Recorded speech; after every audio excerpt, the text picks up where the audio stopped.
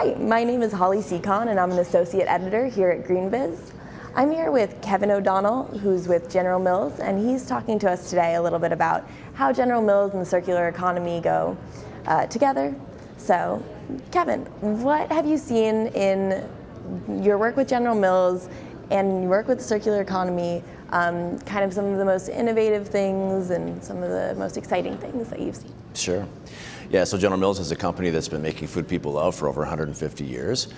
And so put simply, our strategy boils down to driving purpose-driven growth powered by a sustainable supply chain. And so we work on things like driving a stable climate, driving healthy watersheds, strong ecosystems, and better livelihoods for farmers. And so how we get after a lot of that really is through some pretty aggressive public target commitments. And our more recent one is on advancing regenerative agriculture on 1 million acres of farmland by 2030. So that's not only our most recent public commitment, but it's arguably our most innovative, and it's the one that links most closely to circular economy. And so put simply, regenerative agriculture, it's a set of practices that protect and intentionally enhance natural resources in farming communities.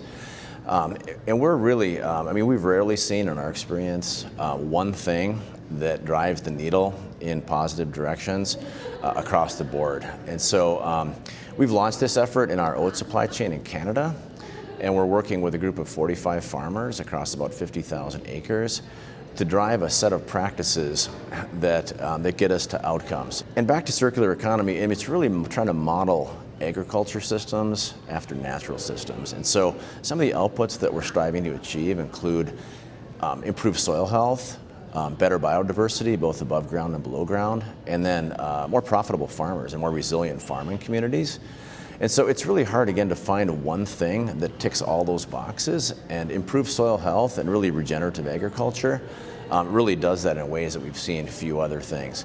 And so just to give you a couple of examples, and this is where it gets a little bit symbiotic, I mentioned the public target commitments. General Mills, 5 years ago, we were the first company across any sector to set a science-based target for greenhouse gas reduction. And so as we've spent time looking across our supply chain and ways in which we can sort of pull levers to reduce our enterprise-wide greenhouse gas footprint, which, by the way, is out to scope 3 in our target, which is a pretty differential thing. Improving soil health and building soil organic carbon is really the biggest lever that we've found. And so this regenerative agriculture commitment ties directly as a means to which we hope to action against our climate commitment. And so it's really powerful from that standpoint.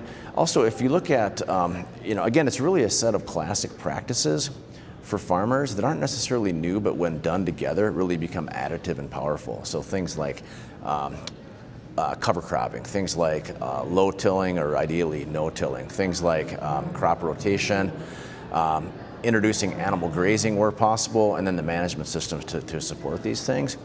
And if done together, it's really interesting in terms of the ability for farmers to use, again, diverse cover crops and intercropping to create sort of natural hedges against pest and disease in ways that allow them to invest significantly less in synthetic inputs, which is one of the ways that drives them to become more profitable and resilient. Yeah. What are some of the barriers that you see to implementing these circular practices? Yeah, it's really a paradigm shift. It's a whole new way of farming to really combine the practices in this way and take them that far. And so, as I mentioned, we're advancing this effort with our oat supply chain, but it's really going to be a challenge to scale this across some of our other ingredients, some of the crops that matter to us, including wheat, sugar beets, corn, and even dairy feed.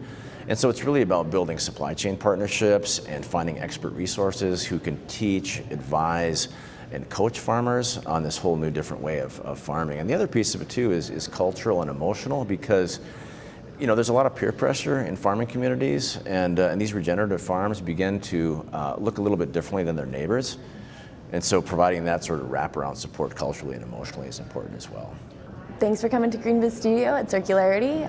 Had a great time talking to you. Thank you.